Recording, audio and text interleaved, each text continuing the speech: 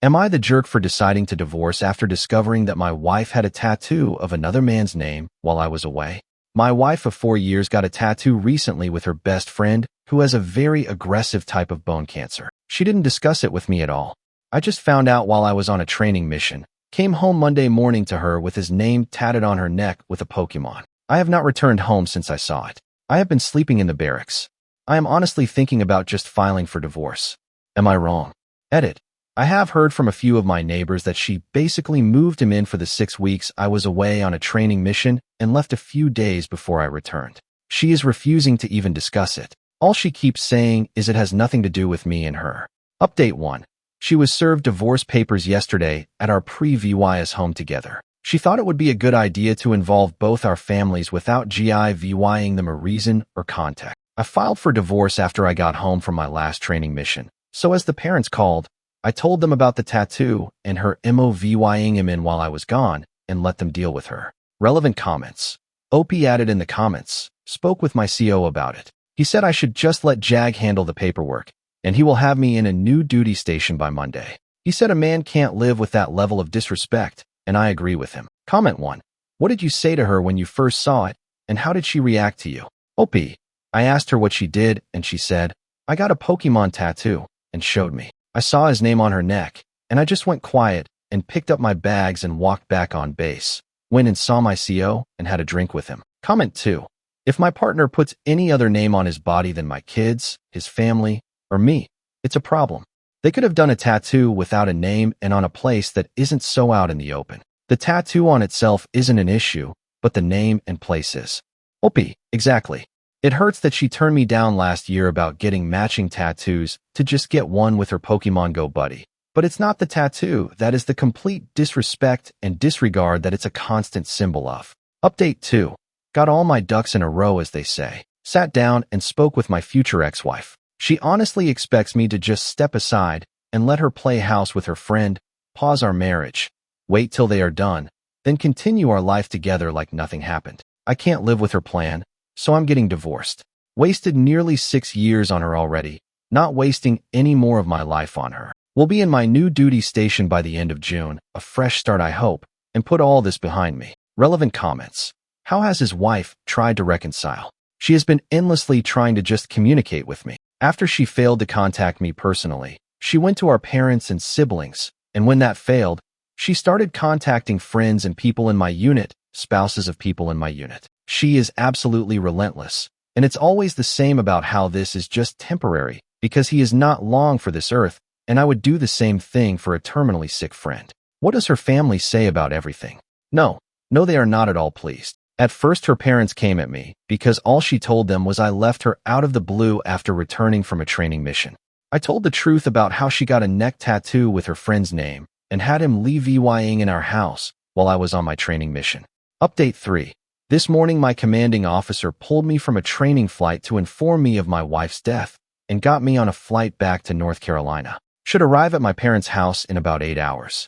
A month ago, I filed for divorce and changed duty stations and cut her completely out of my life. I didn't want to hear how this thing with her friend James was temporary and how our marriage would go back to normal after he passed. I am not suicidal or anything like that, but I am profoundly saddened. I keep thinking how 6 months ago we were happy and in love, and now she took her own life when I just didn't accept what she was doing for a friend who was dying from cancer. I am riddled with self-doubt and blaming myself for her actions.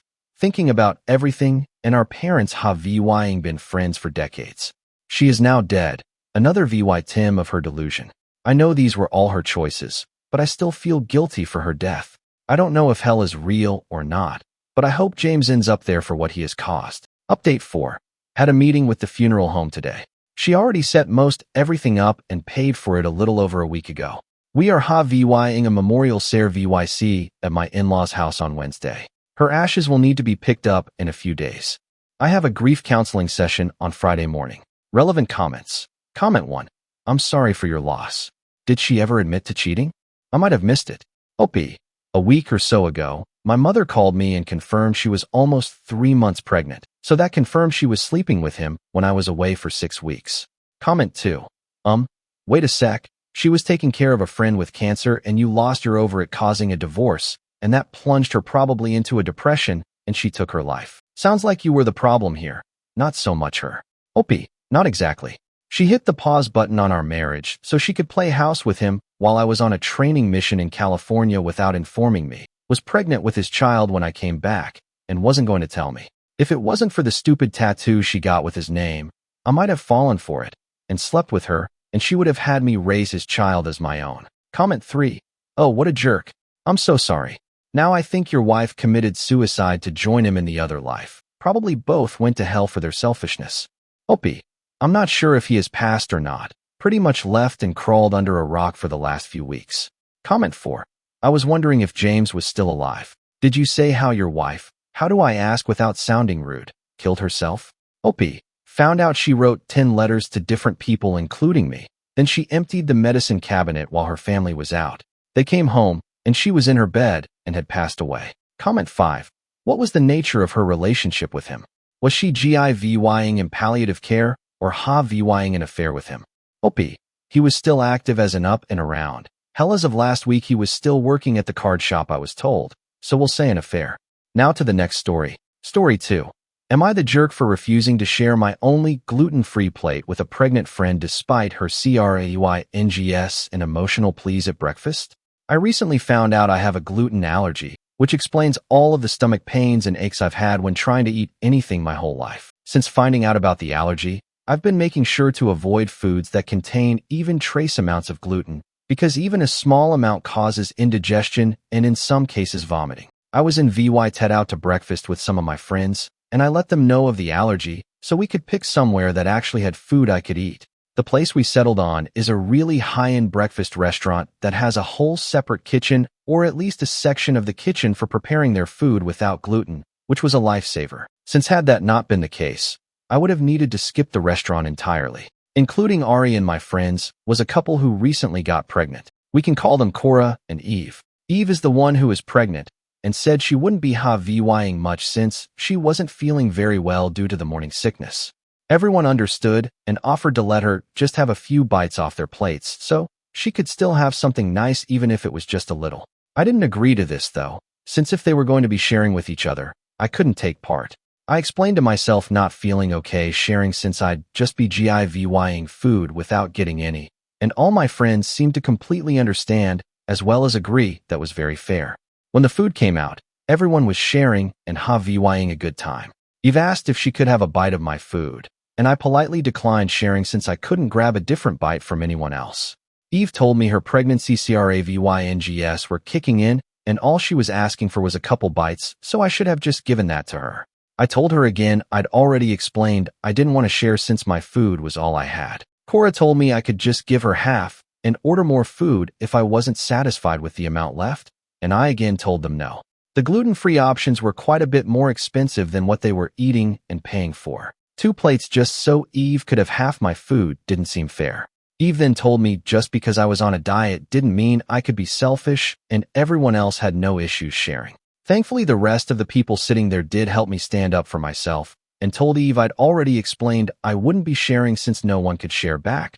While I'd ordered an egg scramble and some gluten-free pancakes, everyone else had normal pancakes, French toast, avocado toast, and other things I just couldn't. Eve wasn't satisfied with that and my justification for why she couldn't have any of my food. She went on and on about how I'd turned the whole table against her and shamed her for being pregnant and hungry. I told her if she'd gotten her appetite back, she could always order herself a plate, so she didn't need to rely on anyone sharing their food. Eve went off at this and told me about all the things she's needed to pay for in preparation of her and Cora's baby. She told me I was being selfish and heartless because I didn't want to give her half my plate when I could afford to do so. This is where I may be the a-hole, because I told Eve she chose to get pregnant and she chose to go through all of the issues that come with it. I didn't choose to have a glucose allergy and I didn't want to go hungry because she wanted to eat off everyone else for free. Eve started ugly crying and everyone tried to calm her down, but she and Cora ended up just VYing without paying their portion of the bill. No one blamed me since I was right, but Cora sent me a message telling me I could have just said no and left it at that instead of embarrassing Eve in front of all her friends. I'm starting to feel very guilty. I didn't want either of them to leave. I just wanted her to stop trying to leverage her pregnancy against me as a way to get the only food I could eat. Ida ETA trying to answer some of the most answered questions. Yes, Cora did get a plate. She claimed it was too sweet for Eve and she should grab a less sweet bite of everyone else's plate. The reason it went from one bite to half my food, which was one pancake of my two, was because she assumed my food was less sweet due to being gluten-free.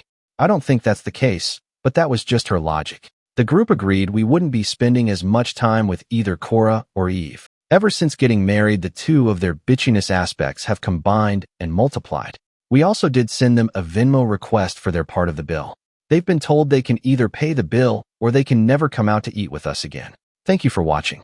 If you haven't subscribed yet, please do so and hit the notification bell to stay updated with more shocking real-life stories happening around you.